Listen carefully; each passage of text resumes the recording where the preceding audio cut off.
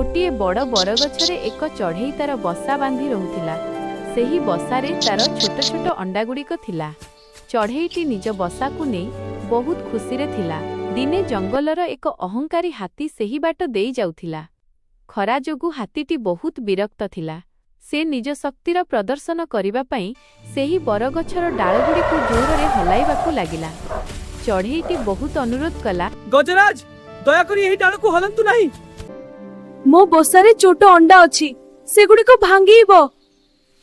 किंतु अहंकारी हाथी चढ़ईर कथा सुनिला नाही। से गछकु एमिति हलाइला जे चढ़ईर बसाटी तळे पड़ीगला एवं अंडागुड़िक भांगीगला। चढ़ईटी बहुत कांदिला एवं मने मने स्थिर कला जे से हाथी को उचित शिक्षा देव। चढ़ईटी तार सांग महुमाछी एवं बेंग पाखकु गला। सेमाने मिसी एक योजना कले। महुमाछी तु एई हाथीर कान पाखरे गुनुगुनु होई विरक्त करिवु, आ बेंग ते गात पाखरे बसी केउ का शब्द करिवु। मु जाई ता आखी को खुपी देबी।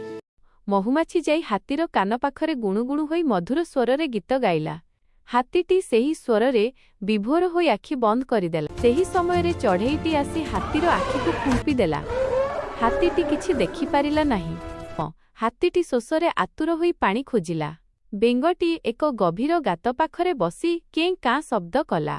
हाथी भाबिला सेठारे पोखरी अछि। से सेही दिगकु जाई गभीर गातरे पड़ीगला।